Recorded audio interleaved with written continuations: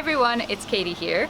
So today we have Natasha behind the camera. She will be doing all the editing. She's my videography friend, or she's in filming. She'll just leave it just down below anyways. But anyways, we can't really do the video at the main entrance of the building because there's so much construction going on. There's a new building being built. So this is the main entrance to the building. You probably have already seen it in my previous video. It's fine, it's fine, it's fine, Okay. it's fine, it's fine. Let me redo it.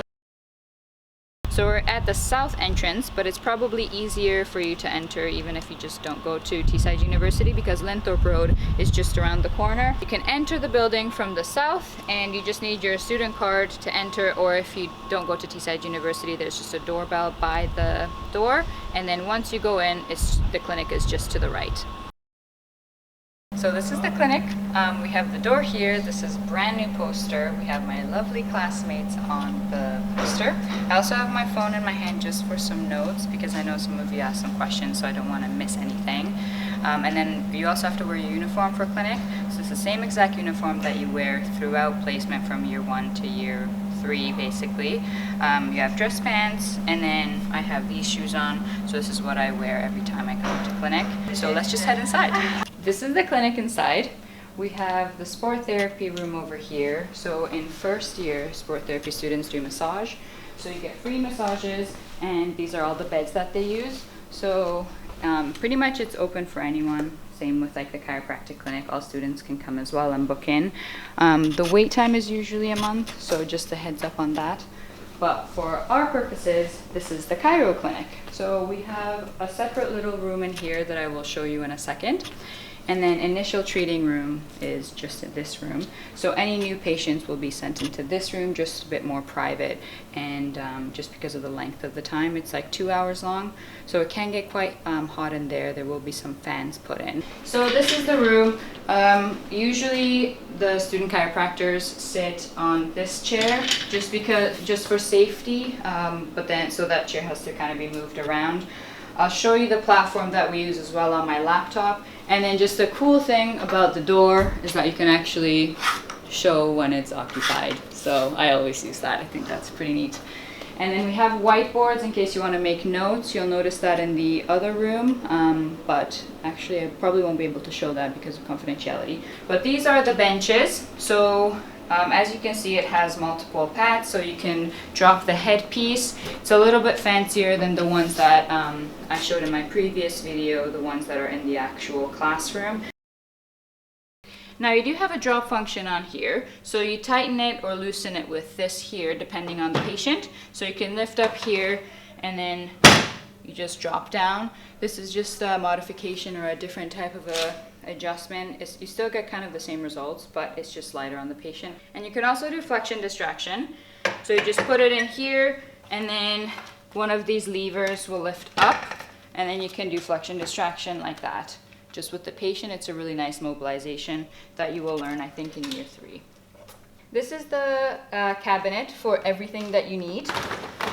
So we have SOT blocks, massage gun, tools for instrument-assisted soft tissue massage, which is just here. You have the wax for it, baby oil. You need to wipe down your bench before and after every patient. So that's in here as well. We have more. I'm not sure where it is at the minute.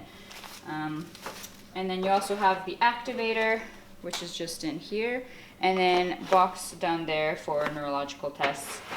So basically everything that you need. Some laptops are also up here, and then laptop chargers just for you to do your work. This is the little room that we use. You have computers in here, and it's just a little space like that.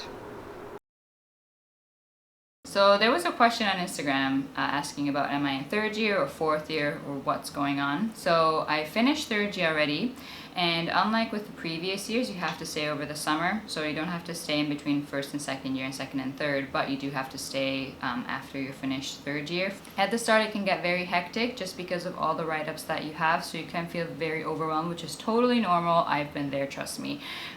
It takes about 2 days for patient write-up at the start, and then it gets less and less and less the more you kind of get used to it. And if you have similar conditions and you've already done the research on, let's say, SI joint dysfunction, then you can kind of take that information or references from there and then add that into the next patient write-up, along with like some additional information that you find that's more specific to that patient. So then it gets less and less because of that. And then depending on the complexity of the case as well, I did have someone with a history of leukemia, so then it took me about 5 days to do that write-up. So it kind of varies, but then you do have a lot of support, so you're never alone. And if you do feel very overwhelmed, you can always reach out to your teachers. Brittany was my tutor so far. She really helped me out with all the write-ups, so I always did meetings and either team meetings or in person, and she told me what else to add. So usually, like if you have clinic, let's say on a Friday, and you have to book the patient back in for a Tuesday, then you have to spend Saturday, Sunday, and Monday doing the write-up, depending on how much time it involves. Because Monday you have to book a meeting with one of your tutors to get feedback. You have to have it signed so that they can actually let you treat them on Tuesday. So it does take a bit of time, but sometimes one meeting is fine, sometimes 2 meetings, so you just have to kind of fiddle with it as well, and then you kind of just get a hang of it as time goes on. So with clinic, you're in 2 days a week, so I'm in Tuesdays and Fridays, but then someone else is in on Mondays and Thursdays, and then Wednesdays are an overlap day, so it's only open 9 to 1 on a Wednesday, and you can book any of your patients in that can't make it on the time slots that you can make it. Also, if you do want to like come in on a Thursday, let's say, and you have clinic on a Friday, then you can do that as long as there's enough benches, just because there's 3 people on shift already because there's 12 of us. So just make sure that there's a bench available for your patient if you do want to book them back in. So initial appointment is 2 hours long. Usually there's no treatment involved just because the assessment takes quite a long time. If there's no neurological symptoms and barely any positive findings with orthopedic tests, then you can do a bit of treatment. It really depends on the case. However, for first treatment, once they come back, that's an hour long because there's a ROF involved, which is report of findings. So once you do the 2 days of write-up, then you find a diagnosis, differential diagnoses, and then you report it to the patient after at their second appointment. So basically ROF and treatment is second appointment, and then after that treatments should be only a half hour long, just because after that you don't have too much paperwork. And then we have a new sheet as well in case someone has 2 conditions. Let's say they have shoulder pain and knee pain, and then you start treating them for their shoulder, and then it gets a lot better, let's say in a few weeks. Then after that, you have to do a separate sheet and say, okay, for their shoulder it's been getting a lot better, but now we're going to start on their knee because actually that's been bugging them more because they haven't really done anything on that. So then you have to fill out a separate sheet, but for your initial 2 days of write-up that you have to include both if you do want to treat them in the future for both. If you just want to treat them for shoulder, then you don't have to worry about writing up about the knee. But that's just something that's worth mentioning as well, just to save you time in the future. So regarding hours, so I'm in, as I said before, Tuesdays and Fridays. Tuesdays I'm in 2 to 6, Fridays 9 to 1, and it seems like not a lot of time, but it actually, time flies by, especially if you have back-to-back appointments, and then you have to do all the write-ups on that. You can work, just to let you know that it's fine, but you really have to manage your time and see when you can actually get the write-up done, because if you're working all weekend, then it kind of gets difficult to figure out when you can actually do the write-up if you have to get it done by Tuesday. And then if you do, let's say, Mondays and Thursday shifts, then you have to do the write-up usually on a Friday and Thursday night, just so that you can get them booked back in on a Monday, but it really depends on when you're scheduled. Regarding patients, so any Teesside University students and staff can come for free, and then it's £20 for the public if they're a new patient, and then £10 for follow-up.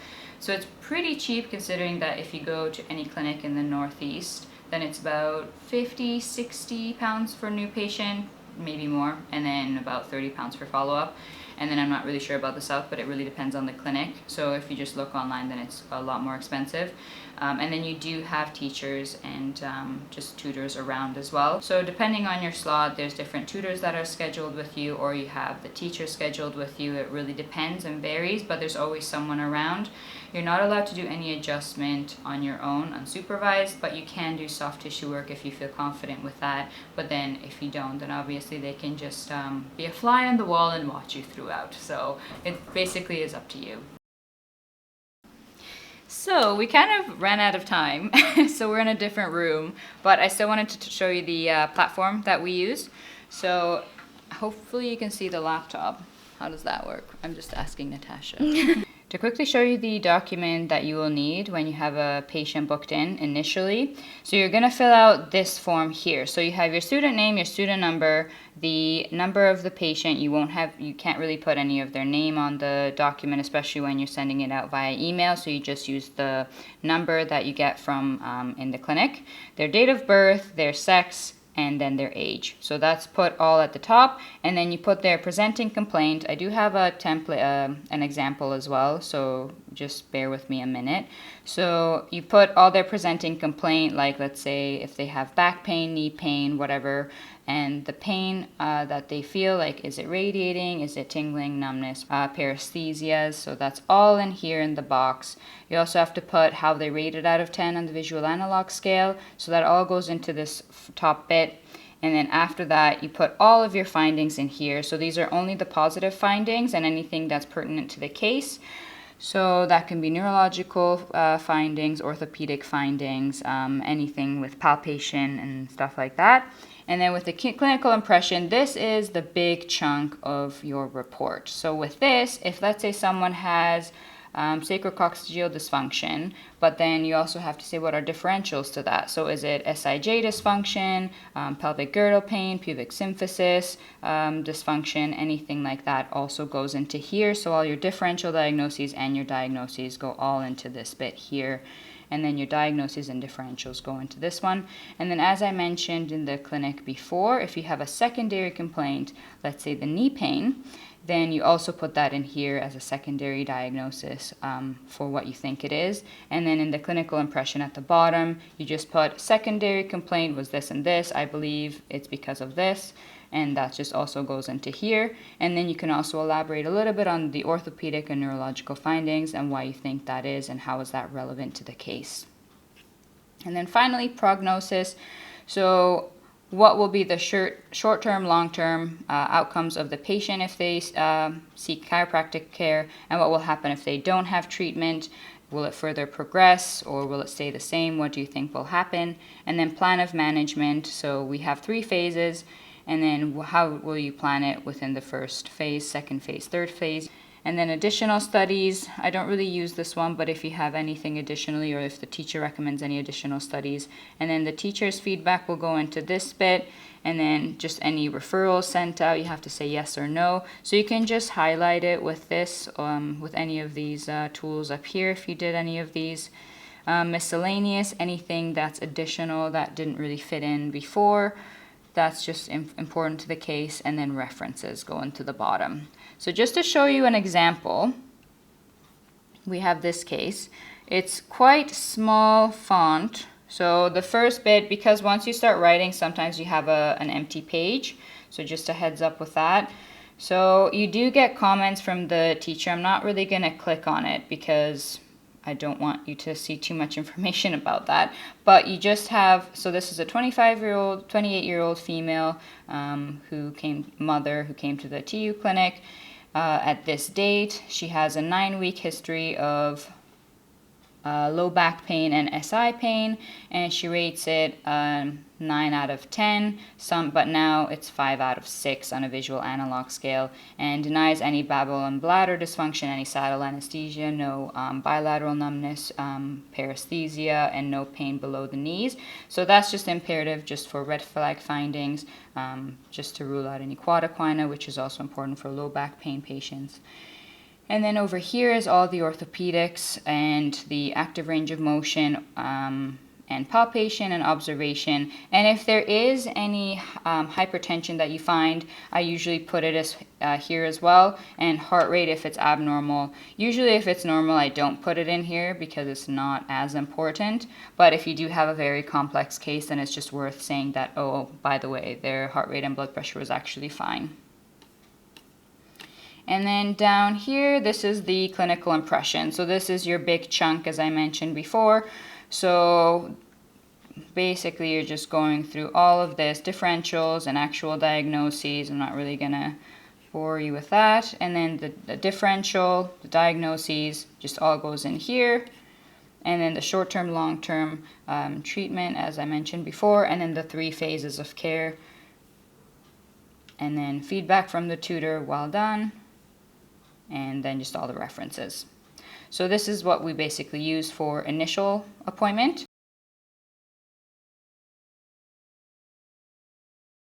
So I know it's a little bit weird that I'm not showing you this, but the platform that we use is Clinic Office to book patients in. So anyone that wants to come to the clinic has to email chiropractic@ts.ac.uk, but don't worry, I'll leave that in the description box below.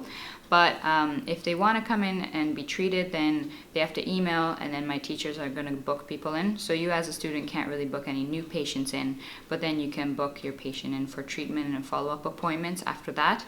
But I can't really show you the platform because it's confidential, so I can't really show you like patient information. So once the patient is booked in, you can open it up and then you add all your notes and you have the initial appointment, you do it all digitally. And then once you're done with the appointment, then you have to kind of copy paste some of the information that you have and then send it to you via email. I think that's the quickest, so that you can just copy paste everything out except for their name or any detail like that. So you copy paste that into your email, and then you make sure that you know the code for the patient so that you can put it on the write-up, and then you do your initial write-up at home. And then once they come back for their ROF or their treatment in general, then you do SOAP notes.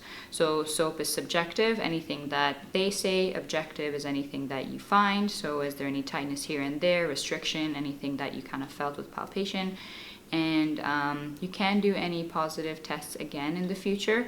So with objective, when you have your initial appointment, let's say if they had leg length discrepancy, then you can kind of recheck that within the treatment appointment later on, and then see if there's any changes in the future. So that would all go into objective. Same with any other positive findings, like neurological findings that might disappear later on.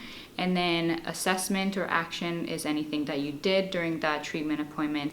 So P is for plan, and it would be any kind of plan of management moving forward into care. So all of these are digital, so anything that you do with the patient just has to be on the computers, and you also have to report it digitally as well. You're allowed to have your notes in with you at any time if you want, so I do have my notes there just in case if I miss anything or if I just want to double check something. I haven't really used it, but it just eases my mind that I do have that option if I need to. But yeah, you always have a tutor in with you if you wanted, and there's always a tutor in the room in general. It's just not specifically with you with the patient throughout the whole entire time. But if you do feel uncomfortable with treatment, then you do have that kind of support there at any point as well. So some of you might have already seen that I posted a story that I'm making a YouTube video and asked if you have any questions. So someone asked how placement prepared you for clinic. Basically, you see what you will be doing, so you can ask as many questions as you want from the chiropractor. So I did as well. I have a bunch of notes at home as well in a notebook. And then you also know the tutor that you're with, probably because you've met them at placement. So I know quite a few as well because of that, which is really nice. And then you get hands-on experience and help from them as well. Next question, what skills do you need that aren't already taught? That was a really good question. I was thinking about this a lot, and I think the biggest thing is time management because of all the write-ups that you have to do and all the work. So you can work if you want. I work in the gym and I'm a PT at the same time, so I do manage my time quite well, but you do have to make sure that you do have time to actually do everything that you want. And they also didn't really prepare for how much you have to know for each specific condition, but it's very it's a lot of fun. At the start you might feel really overwhelmed, which is fine as I mentioned before, but you do kind of love the process at the same time, because I know so much about sacrococcygeal dysfunction and SI joint dysfunction. But back in uni, like last year when I was in third year, we knew a little bit about it, but once you actually have to spend hours and hours and hours just researching and figuring out what you kind of agree with, because at the same time there's a lot of contradictory research out there as well. You make up your mind and figure out which research you actually like and don't like. Just doing research is probably the biggest thing, and managing your time. So that is what I would say to that. Also, I mentioned that my course leader will be in this video, but we kind of ran out of time and he has to be in clinic to supervise. So he will probably be in the next video, so stay tuned for that. But just wanted to give you a heads up that it is not forgotten, and I do have all the questions written down for him as well, and I even sent it to him. So stay tuned for that. If you have any additional questions, then feel free to message me either down below or send me a question on Instagram. It's just K8IEM, the same as my YouTube name. It might change in the future, but I'll let you know anyways. So have a great day and thanks for watching.